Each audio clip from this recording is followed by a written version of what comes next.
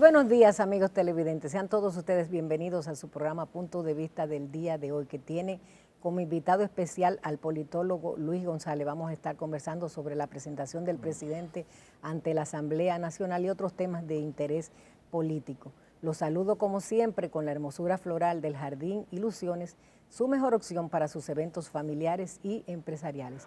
Vamos a comerciales, retornamos con todos ustedes.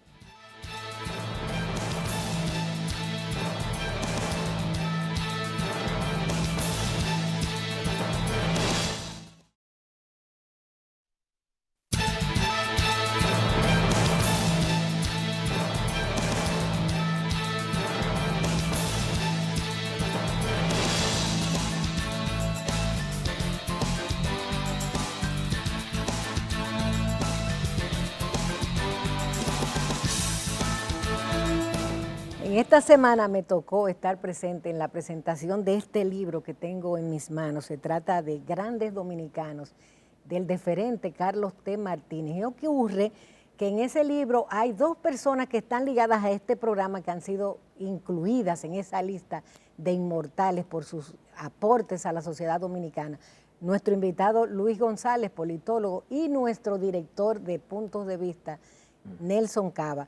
He querido hacer una parte con ellos al comenzar la entrevista para hablar con ellos sobre su experiencia ante este reconocimiento que les ha hecho el deferente Carlos T. Martínez. Comencemos por Luis. ¿Qué te parece, Luis? Bien, sí, yo quiero, Dani, aprovechar para agradecer a Carlos T. Martínez por habernos incluido en esa versión 26 de los Grandes Dominicanos.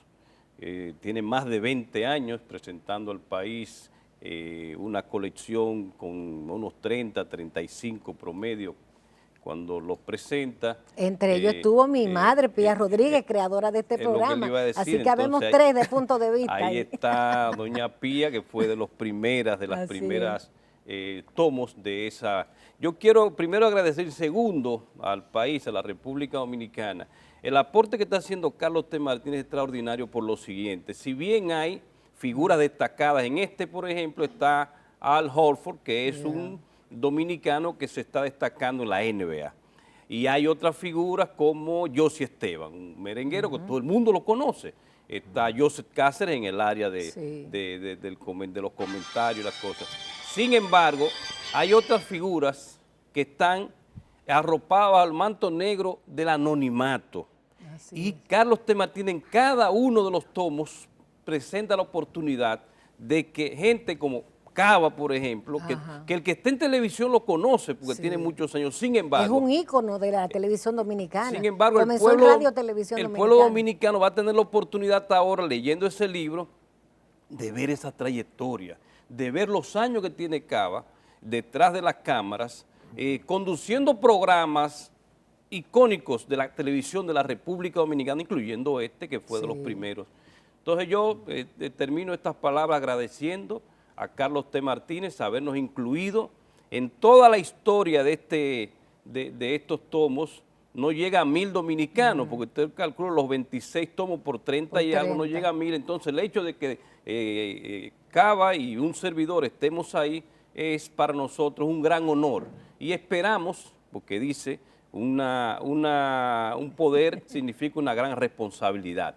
Y es lo que ha otorgado tanto en mí como en Cava una responsabilidad para continuar aportando a la República Dominicana, claro, desde nuestras plataformas, desde nuestros puntos de vista. Pues vamos a hablar ahora con Cava. Cava, ¿qué te parece la inclusión tuya en este libro? Estoy muy agradecido. Dominicano, ya tú entraste a la inmortalidad. Sí, estoy muy agradecido de Carlos T. Martínez por haberme incluido.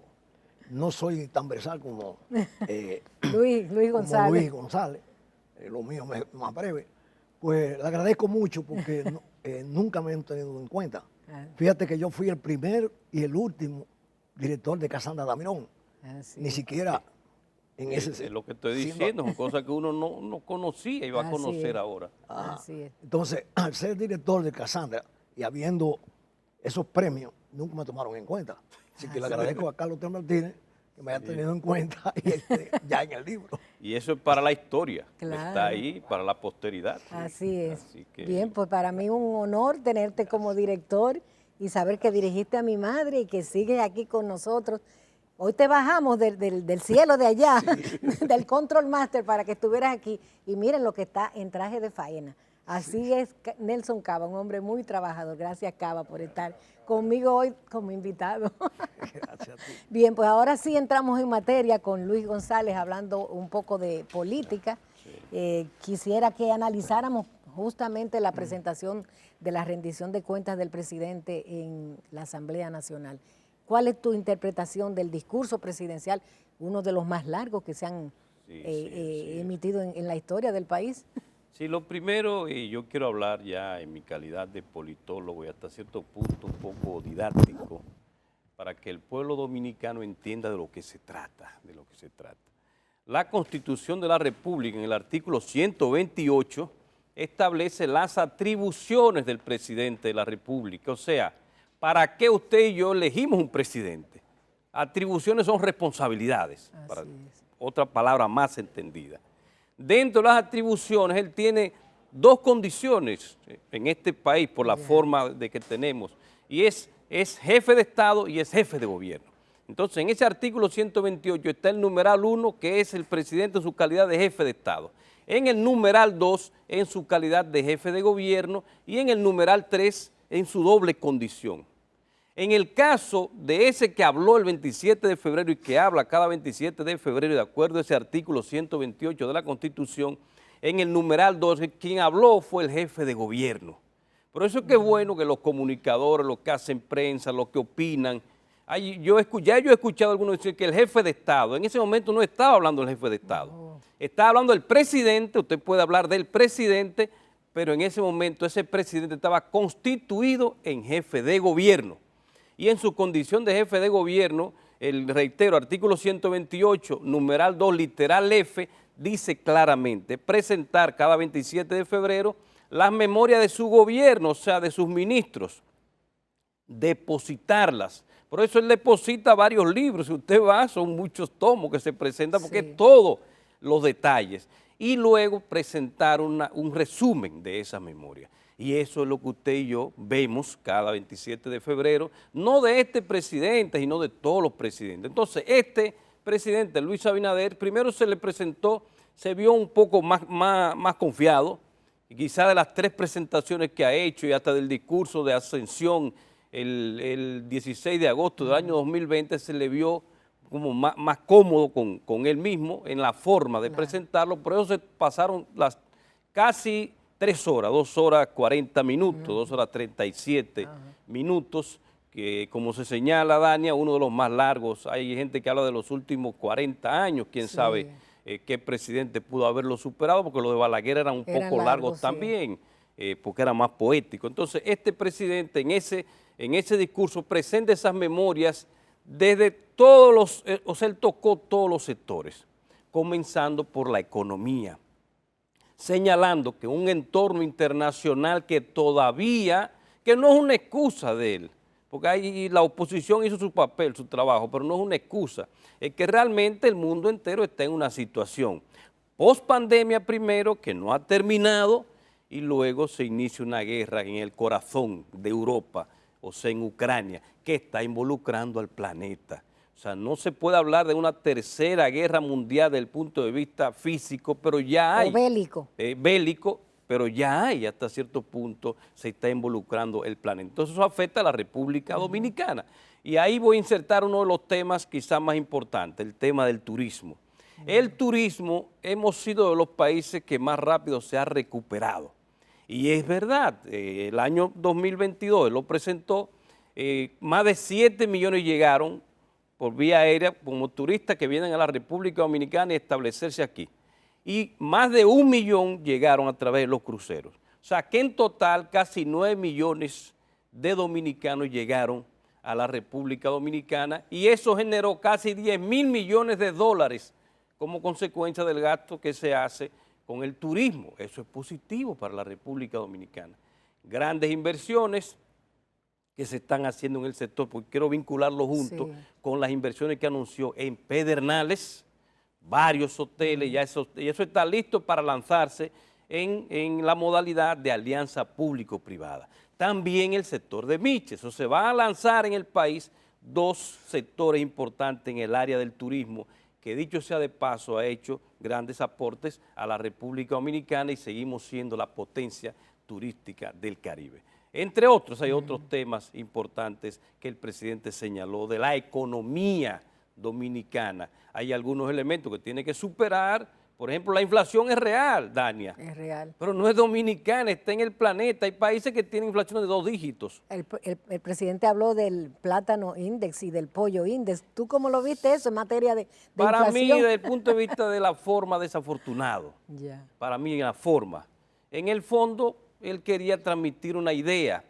Pero la verdad que el que me está mirando ahora mismo, esta mañana del domingo, sabe que si va al súper, los precios están... La gente lo que ve es el precio directo. Claro. O sea, el hecho de dar 25 pesos por un plátano, cuando eso se conseguía en 5 pesos, tú lo estás pagando 5 veces más caro. O sea, por más que le quieran hacer esas comparaciones, o sea, la parte de comparación, desde mi óptica, Dania, no fue de lo más afortunado. Tuvo para mí el discurso, en síntesis, fue positivo.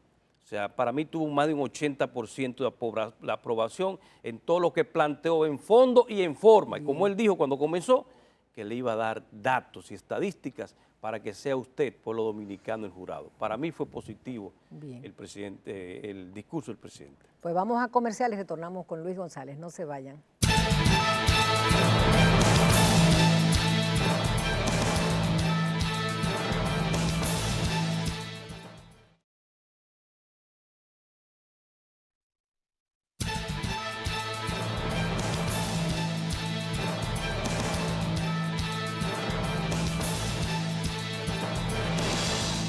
Estamos conversando en el día de hoy con el politólogo Luis González sobre el discurso del presidente ante la Asamblea Nacional.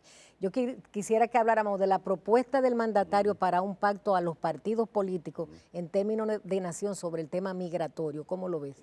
Sobre el tema haitino, y más que los partidos, él habló de la comunidad dominicana en general, los empresarios, todos los sectores, y dijo, y creo que ahí es importante que se entienda, el tema haitiano no debe politizarse porque es un tema vital para la seguridad de la República Dominicana. Prestemos atención, ese tema no se puede estar politizando. La politiquería, cuando es un tema de seguridad, si Haití continúa como va, puede producirse cualquier cosa. Puede producirse que vengan en masas. Ajá, una invasión que sea irrefrenable. Y la ley internacional lo protege, pero no tiene que ver con la propuesta esa de la ley de trata. Sí. Y eso. No. Es que existe la figura del refugiado en el derecho internacional. Entonces, no solamente eso. El presidente lo que está señalando, y es verdad, y en eso él fue enfático, y hasta se le vio un poco emocionado, ha habido pocos gobiernos y presidentes que hayan enfrentado ese tema con tanta responsabilidad. Yo he visto pocos presidentes en los foros internacionales reiterando que el tema de Haití no es de la República Dominicana, la solución, sino de la comunidad internacional, y que la República Dominicana debe seguir jugando un papel como lo ha jugado siempre. Y es por eso que llamó a ese pacto a todos los sectores políticos, empresariales, académicos de la República Dominicana. En este momento que usted y yo estamos hablando, yo creo ya hay algunos partidos que se han expresado en favor, otros no. Yo creo que deberíamos ser más sensatos y tomar en cuenta la iniciativa del presidente para presentar una propuesta única con respecto al tema de Haití, tomando en cuenta experiencia, los expertos en el área haitiana, y el doctor Pelegrín Castillo y su trayectoria de defensa de la nacionalidad debería estar ahí apoyando esa iniciativa, el doctor Manuel Núñez, te estoy mencionando a la gente que han sido coherentes con el tema. Es el momento entonces de que hagan una propuesta, porque el presidente le está permitiendo, le está convocando a que todas las y los dominicanos pues nos unamos. Espero que en estos días, Dania, se tome y se inicie una propuesta, un diálogo para presentar a la comunidad internacional la posición de la República Dominicana con respecto al tema de Haití que hay que enfrentarlo. Es un tema que está vinculado a lo local, a lo nacional, también a lo global, porque es un país es un Estado, aunque está cerca de nosotros, pero es un Estado parte de la comunidad internacional. Tú que eres justamente especialista en temas de comunidad internacional, ¿por qué crees que la comunidad internacional se ha mantenido tan indiferente a los reclamos del presidente para que no haya una solución dominicana al tema haitiano? Porque la comunidad internacional, los principales responsables son Estados Unidos, Canadá, Francia, y ellos están en la OTAN promoviendo una guerra que va a conducir el planeta al desastre. Esa es la realidad, Dania. Tenemos que decirlo aquí con responsabilidad. Después de la guerra, después de la pandemia, el mundo tenía que reencontrarse, relanzarse, revisarse e iniciar una nueva era de transformación y planteando en un solo mundo para todos y enfrentar los problemas reales entre todos, y lo que hace este grupo con una OTAN que no debería existir, y lo reitero aquí, lo que están promoviendo es una guerra en el corazón de Europa que ha afectado el mundo entero, pero sobre todo los europeos. Y lo digo aquí a los embajadores de Europa que están aquí, que hay muchos países, los principales países de Europa tienen sus embajadas permanentes, a ellos mi saludo desde este programa, y salieron con unas declaraciones. Ellos lo que tienen que hacer es asumir su propia política exterior, porque están proyectando el interés de otro, que es el de Estados Unidos, en detrimento del de ellos. Hoy Europa está peor que hace un año cuando se inició la operación militar especial de Rusia en Ucrania, porque la guerra, es bueno que usted lo anote, que me está viendo, Dania, fue en el año 2014 que se inició. Esa guerra viene desde el 14 y bombardeos a toda esa gente en el Donbass. Y habían muerto cuando se inició la operación militar especial más de 16,000 personas ahí. Pero eso no estaba en la palestra, de eso no hablaba nadie. Sí.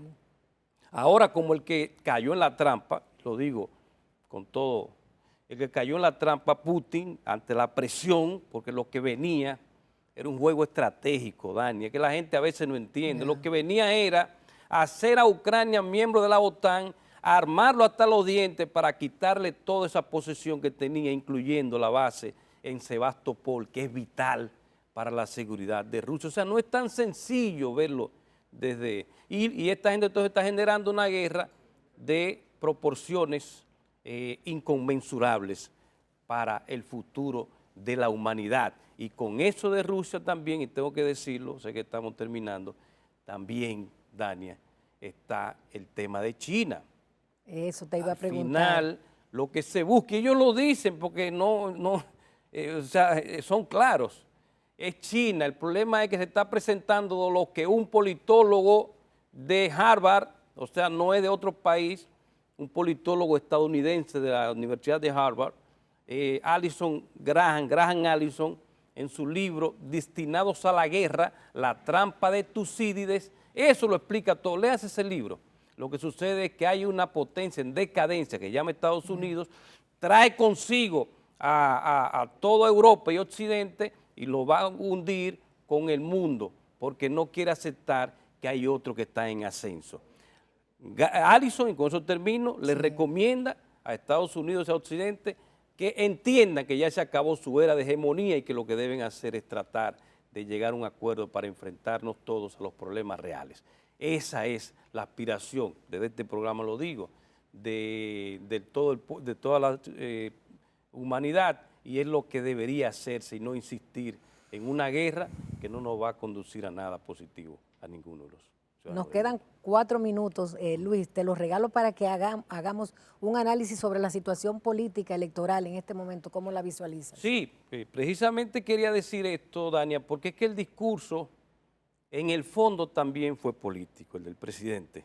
Ya. Por eso esa parte no la había señalado porque me enfoqué en los puntos, son muchos puntos, claro. La infraestructura para el desarrollo, pero ya se veía, incluso el presidente del Senado, Eduardo Estrella, cuando habla en su calidad del presidente de la Asamblea Nacional, dice la tercera presentación en su primer periodo.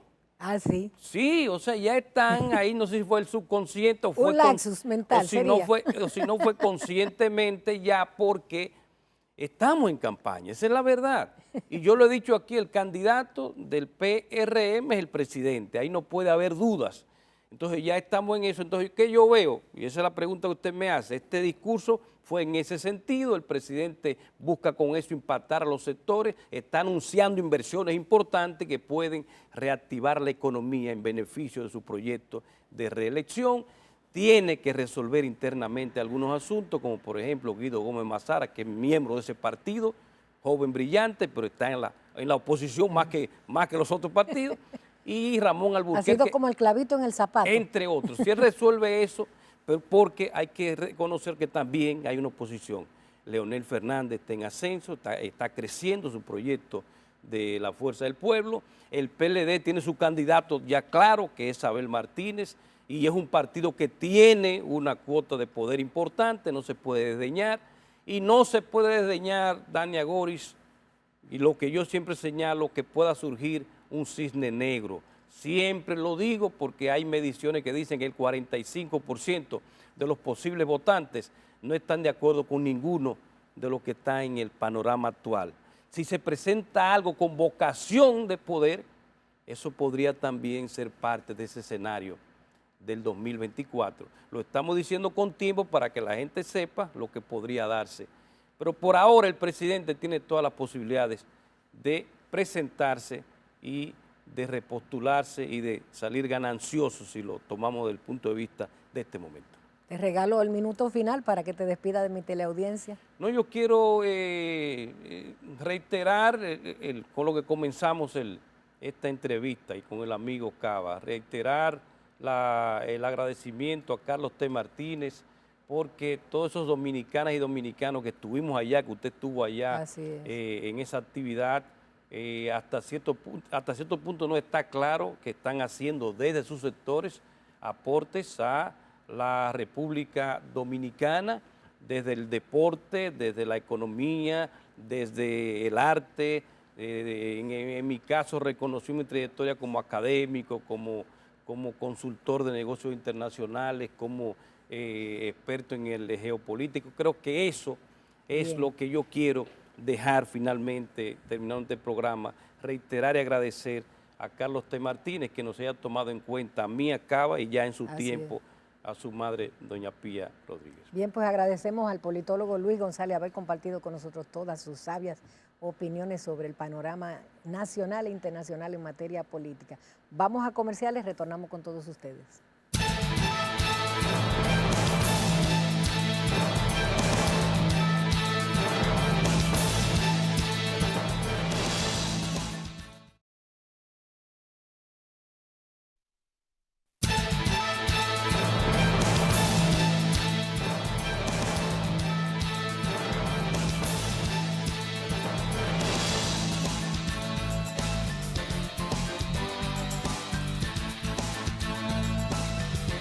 Amigos televidentes, muy buenos días y como siempre nuestra gratitud por acompañarnos en otra propuesta del palpitar económico de puntos de vista. En esta mañana dominicana nos acompaña Heraldo Suero, quien es vicepresidente ejecutivo de la Unión Arrocera Dominicana. Ya lo tuvimos hace aproximadamente un mes por aquí hablando sobre el tema del arroz, de los temores y hasta peligro que acechaban al sector. El pasado lunes 27 de febrero, en la rendición de cuentas, el presidente Luis Abinader, entre uno de los temas que tocó fue el del arroz, que fue prácticamente una defensa al sector arrocero, anunció la integración de una comisión para el tema del DR-CAFTA, que es el acuerdo en el que está incluido como protección temporal el arroz, pero ya ese plazo casi ha concluido, el 25 me parece. Ahora, Heraldo, a partir de esa entrevista reciente y después de cosas, ¿cómo se vislumbra el panorama para el sector arrocero dominicano? Bueno, buenos días y muchas gracias, Linares y los amigos televidentes, porque este programa, de todos modos, sé que es un programa de prestigio, ya digamos que en un día como hoy, donde cierra la semana o se abre la semana, como queramos verlo, y estamos muy complacidos de estar aquí. Y agradecemos también que este programa como que tuvo la visión y nos llamamos y le damos continuidad a la conversación de manera proactiva. Decirle a usted y a nuestros amigos televidentes que de alguna manera el discurso del presidente ha sido un espaldarazo y ha dado, digamos, un respiro de conciencia. Vamos a decirlo así. ¿Qué quiero decir con esto? Que aunque el tema está lejos de estar solucionado, es bueno que sepamos, no fue que el presidente resolvió el tema con un discurso, porque no funciona así. Ahora, de todos modos, se valora y se pondera como muy positivo recatar dos cosas que dijo el presidente. Primero, se reconoce y se expuso que esto es un tema que preserva la paz social y económica que bien abordamos en esta entrevista hace unas semanas atrás. O sea, hay como un reconocimiento y como una advertencia, como decíamos usted y yo, a nuestros socios, los Estados Unidos, de que, oye, esto es un tema, un problema social, y fue reconocido en el discurso. Y lo segundo, no menos importante, que el presidente ya habla de que esto es un tema de seguridad y soberanía nacional. Yo creo que es importante lo que hay entre líneas aquí, porque, señores, un país donde hemos dicho siempre tiene la comida garantizada en su patio y tiene control absoluto de esta comida, porque como dijimos en aquella entrevista, se pasa hasta un inventario todos los meses. Sabemos exactamente cuánto hay de inventario. Es un producto que su naturaleza es de seguridad y de soberanía nacional. Entonces, el sector de alguna manera siente que ha habido un espaldarazo y hay un voto de confianza de que estamos en el camino para resolver. Y una especie diría yo, de alivio a las expectativas un poco sombrías que tenían ustedes para el año 24 y 25, que es cuando el 25 es que concluye El ya. 25 es la fecha fatal, porque en el 25, señor, en enero del 25, y yo creo que es bueno repetir, nuestros amigos televidentes tengan una idea, en enero del 25, de seguir las cosas como van, entra cualquier cantidad de arroz, el que desee importar, al precio que haga falta, con 0 tasas de aranceles en aduana.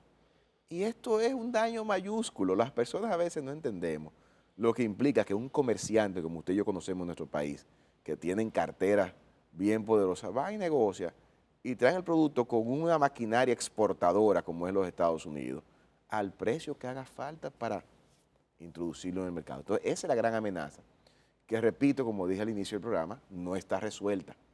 Estamos ahora en comisiones, pero es bueno que el país y todo el mundo conozca que el tema merece la celeridad apropiada. Estamos en la penúltima cosecha. Linares, ahora en 2 semanas, en principio sería la penúltima cosecha de primavera del sector arrocero dominicano. Y eso no lo podemos permitir. O digamos, eso sería una tragedia nacional.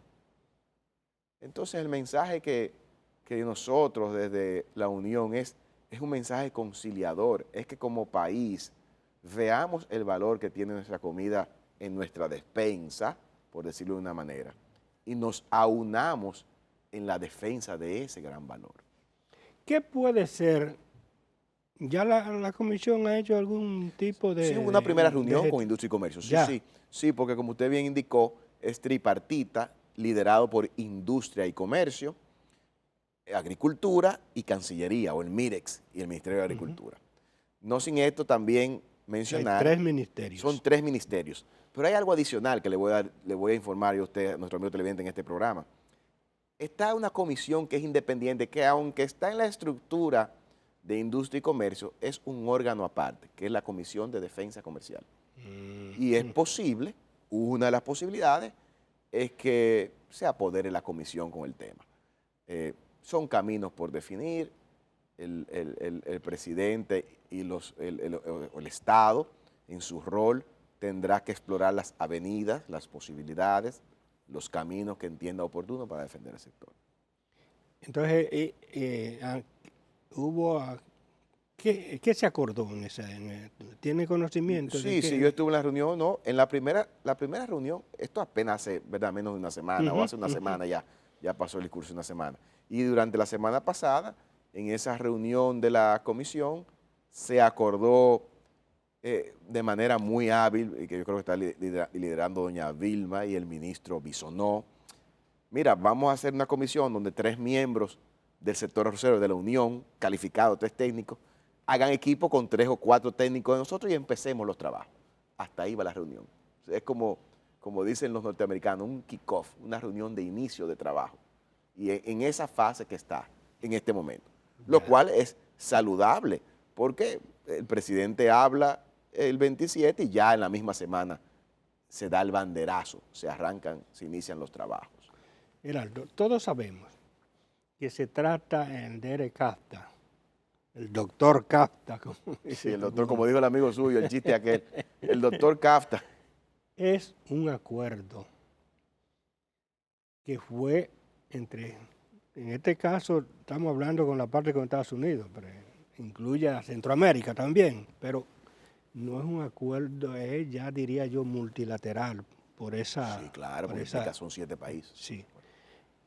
O sea, ¿qué puede hacerse para mejorar ese tema? Porque estamos hablando de un acuerdo que ya va a cumplir 20 años de firmado. O sea, no es solo la voluntad de uno de los firmantes, ya eso debe involucrar mucho. O sea, ¿qué es lo que podemos buscar y esperar de?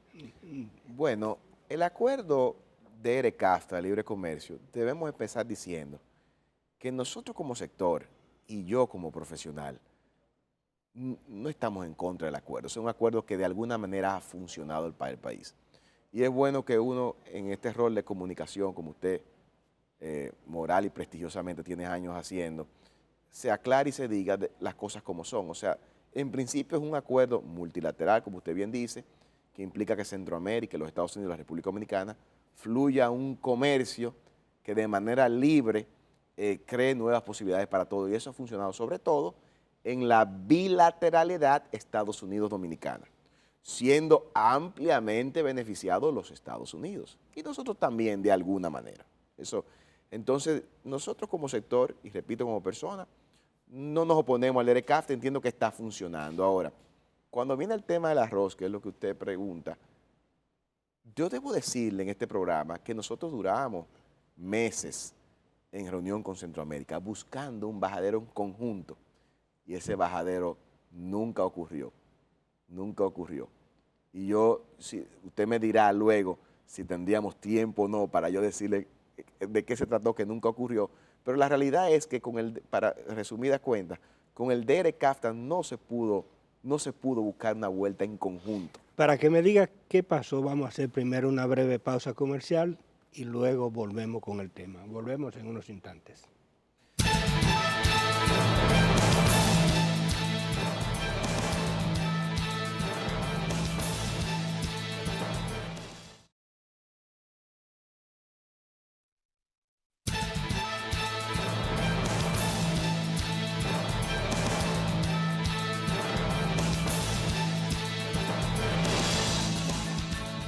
Continuamos la conversación con Geraldo Suero, vicepresidente ejecutivo de la Unión Arrocera Dominicana.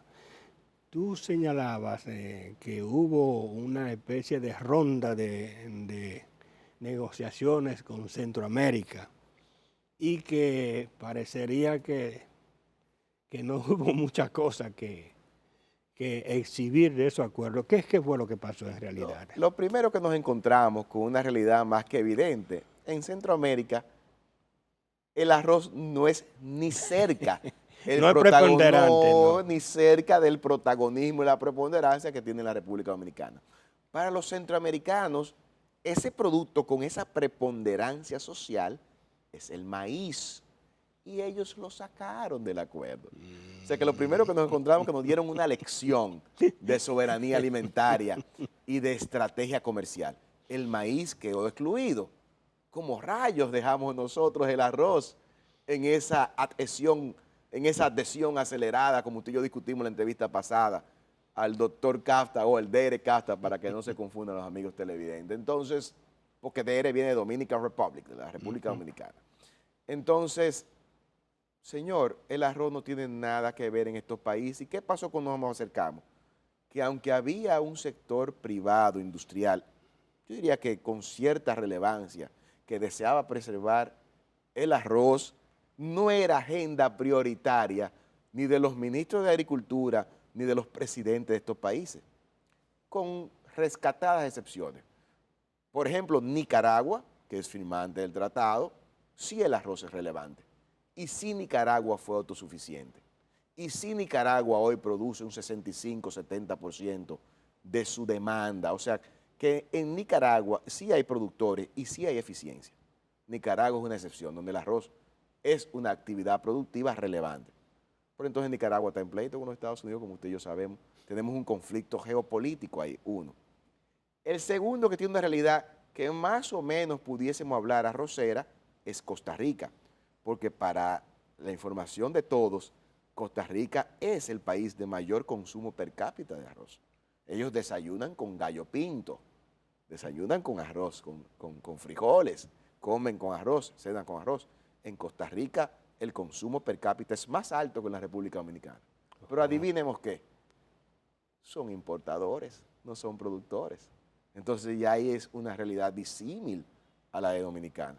Y si seguimos con El Salvador, si seguimos con Honduras y con Guatemala, producen algo de arroz, pero lo último que hizo El Salvador entonces es que autoriza a tasa cero importación de cualquier origen.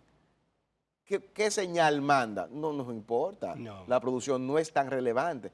Entonces, en esas negociaciones de 4 años, esas rondas, como usted bien apuntó, con FECARROZ, que es la Federación Centroamericana de Productores y Molineros de Arroz, en el cual la Unión, o de alguna manera la estructura dominicana por ADOFA, estuvimos en relación con ellos, nos dimos cuenta que eran realidades disímiles, que tenían intenciones, pero que a la hora de tocar puertas en sus gobiernos no había eco.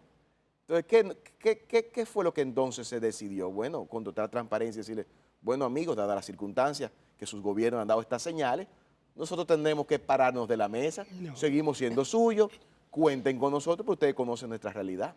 Pero déjenme decirle, y yo creo que una primicia en este programa, esos acercamientos tuvieron sus frutos, porque nosotros, todos los centroamericanos, llegamos a juntarnos con los productores de los Estados Unidos. Sí. Y hubo una intención como de acercamiento, y hubo propuestas de ganar.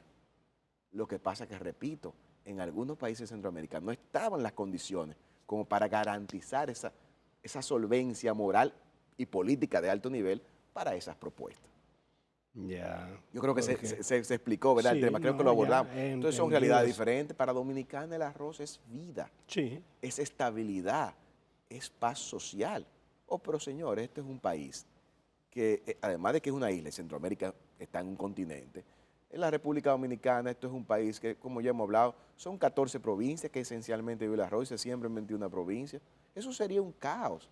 Estas provincias... Y 90.000 son... Y son 80.000 empleos directos e indirectos, pero 320, 350.000 familias, por lo que hablamos en esa entrevista, es que el entramado económico del arroz en esa provincia es importante.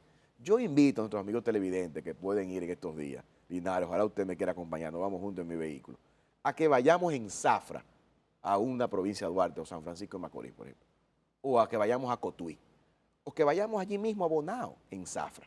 Eso es un despertar, es un florecer económico esas provincias.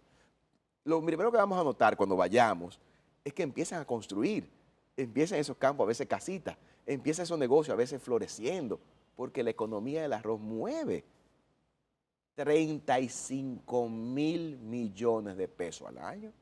Pues ese es el valor agregado del arroz. Claro, mi líder, porque son 14 millones de quintales de arroz. Nada más hay que multiplicarlo a cómo está el arroz, ponle a 2.500, ahí dan los números. Cualquier amigo televidente, o sea, sin hablar de los subproductos, el afrecho y la cascarilla que se usan, como usted sabe, en la industria avícola, en la gallinaza, o sea, hay un entramado de subproductos que se usan luego en otras actividades agropecuarias. O sea, el arroz no solo es el producto terminado que vemos en nuestras mesas, es un entramado, es un encadenamiento productivo que es soberanía y seguridad alimentaria. Y todo eso todavía Está en juego. está en juego. Sí, es bueno aclarar. Todavía está en juego porque no hay una solución definitiva todavía. Hay intenciones, saludamos, repito, y valoramos en su justa dimensión la intención del presidente y la instrucción a sus ministros. Confiamos en un camino halagüeño, en un camino con resultados, pero es bueno que se sepa que estamos atentos y comunicando la urgencia. Sí. Heraldo, hay un aspecto que